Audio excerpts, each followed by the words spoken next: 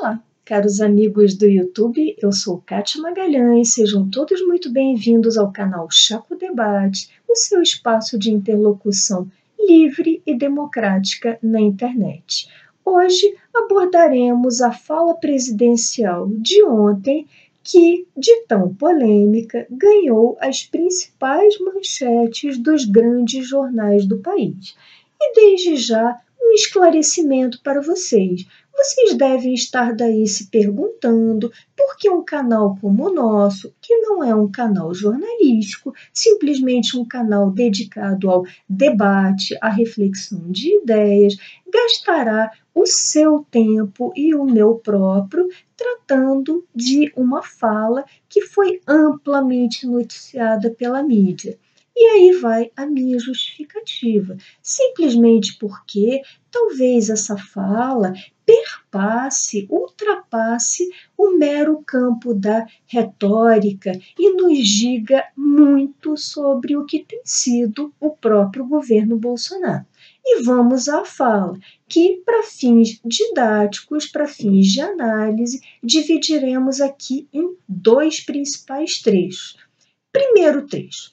Ao ser indagado sobre o aumento significativo dos casos de coronavírus, o presidente da República lançou uma interjeição, praticamente uma interrogação aos jornalistas. Abre aspas. E daí? Quer que eu faça o quê? Fecha aspas. Comecemos pelo e daí. E daí pode ter como sinônimo que diferença faz, o que importa. Isso dito por um cidadão comum, por um membro comum da sociedade civil, já soaria como uma profunda indiferença às dores, aos problemas humanos, como uma frase de alguém não compassivo, incapaz de sentir compaixão. E aí lembra vocês, compaixão vem de compássio, de sentir junto, de compartilhar sentimentos humanos. Denotaria alguém insensível, distante em relação ao seu semelhante. Porém, não se trata de um cidadão comum, mas sim do presidente da República, do primeiro mandatário do país. E aí, o que seria mera indiferença em se tratando de um cidadão comum se transforma num descumprimento do seu dever de ofício, do seu dever de exercer as funções inerentes ao cargo de presidente da República. E aí chegamos a outra interrogação. O que quer que eu faça? Interrogou ele aos repórteres, invertendo, inclusive, a lógica de uma reportagem, porque ele era o interrogado, ele deveria responder as perguntas, ele está ali pago e muito bem pago pelos nossos impostos para isso, não só para prestar os esclarecimentos, mas também e sobretudo para cumprir o seu dever de ofício. E aí, a pergunta, o que quer que eu faça, chega a ser uma pergunta tão estúpida que dispensa maiores comentários. O que se desejaria que ele fizesse? Simplesmente tudo o que ele não tem feito: governar, trabalhar. E aí pensemos, no plano da saúde, o que deveria ele ter feito? Deveria se pautar por parâmetros técnicos, manter um ministro que parecia ir bem, que se pautava por critérios científicos, por critérios aceitos pela comunidade científica internacional, que parecia ser uma pessoa bastante entendida, bastante engajada na matéria. Mas o que fez ele? Por discordar das posturas técnicas do ministro, o demitiu e colocou em seu lugar um substituto que até o momento não disse a que veio. E aí, o que ele deveria ter feito? Deveria simplesmente implementar medidas efetivas no combate a essa terrível pandemia que nos assombra, que assola todo mundo, inclusive ao nosso país. Deveria implantar ações relativas a testes rápidos e eficazes, instalação de respiradores, enfim, planos efetivos na área de saúde para, se não eliminar por completo, porque até o momento realmente nenhum país do mundo conseguiu eliminar por completo esses terríveis efeitos, pelo menos mitigá-los, mitigar o impacto do coronavírus no país. E aí temos vários países pelo mundo que já se mostram bastante exitosos. Temos, por exemplo, Nova Zelândia, temos Islândia, Alemanha, Coreia do Sul, vários países que têm, não diria ganho a guerra, mas ganham batalhas importantes contra esse inimigo invisível, minúsculo e terrível que é o coronavírus. Então, o que deveria ele fazer? Seguir o exemplo desses países que estão sendo exitosos no combate. Verificar, averiguar junto às autoridades de saúde pública desses países o que pode ser feito de mais efetivo. Aí sim, ele estaria trabalhando, estaria exercendo o seu dever de ofício. E no plano da economia, o que deveria ele fazer? Tudo o que havia prometido, o que havia lançado em sua plataforma de campanha e que nada fez. Onde estão as reformas liberalizantes tão prometidas, tão atreladas à figura do ministro Guedes, então designado como seu posto Ipiranga?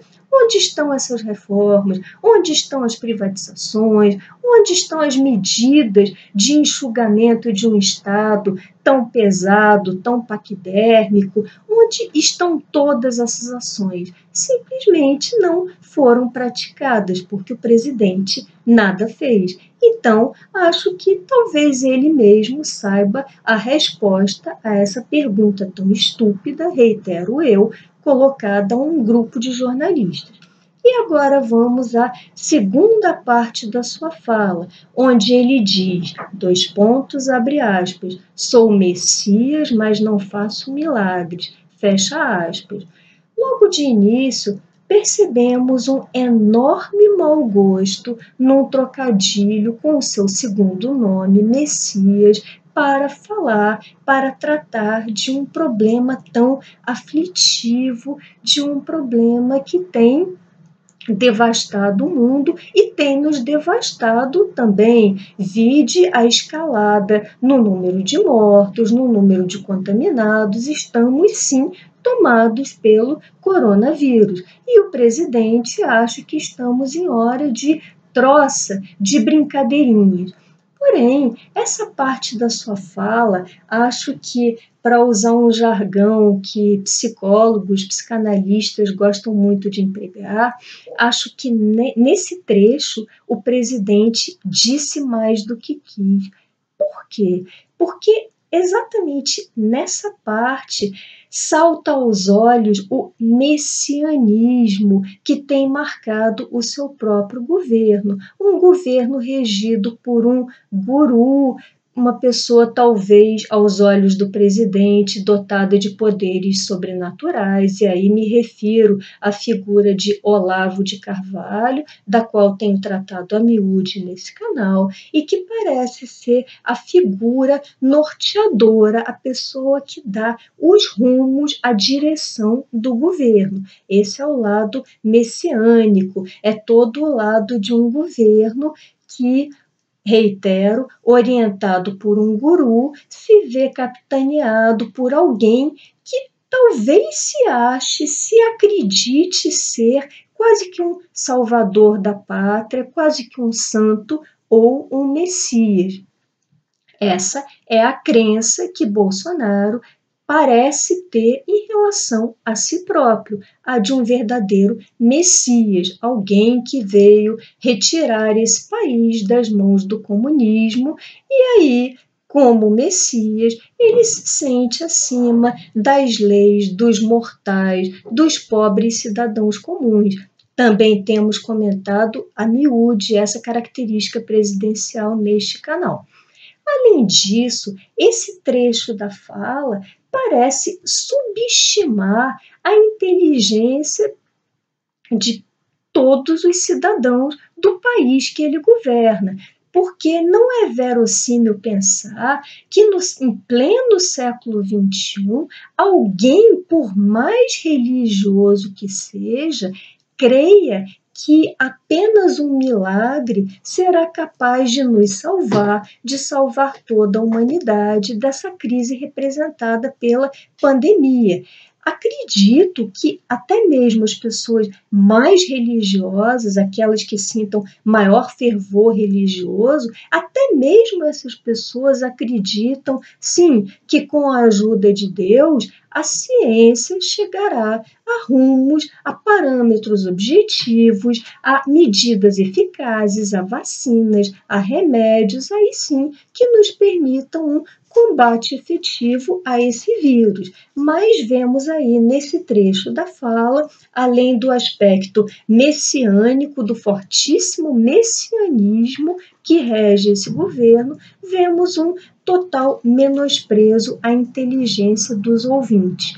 E agora, me encaminhando para a conclusão, deixo uma pergunta para vocês. Vocês acham que Bolsonaro é o único representante da classe política a nutrir essa indiferença e esse menosprezo para com os problemas reais que nos afligem, que afligem a sociedade civil? Acho que ele não é o único a pensar dessa forma, muito pelo contrário, acho que a maioria esmagadora da classe política pensa ou tende a pensar exatamente como ele, apenas não manifesta esse tipo de postura, não escancara isso tão visivelmente. E aí, temos também um mote muito comentado neste canal, temos claramente dois Brasis. Um Brasil de políticos e da altíssima cúpula do Estado, do serviço público, que se crê quase que ungido, que se crê acima de tudo, inclusive das leis, que se crê merecedor de privilégios, de benesses, e do outro lado, um outro Brasil, representado pela sociedade civil, de pagadores de impostos, sobretudo do mercado privado, que tem sido tão castigado não só pela emergência sanitária, como pela gravíssima crise econômica que nos assola. Temos esse outro Brasil que só é lembrado pelas pessoas do primeiro Brasil, mais especificamente pelos políticos, em dois momentos. No momento do pagamento dos tributos, dos régios tributos que sustentam aquelas pessoas do primeiro Brasil, e no momento de comparecimento às urnas para votar nessas pessoas a cada 2 anos. Bom, essas eram as reflexões que eu gostaria de compartilhar com vocês hoje. Se tiverem gostado desse vídeo, deixem seus likes, comentem. Por hoje me despeço e até o próximo Chá com Debate.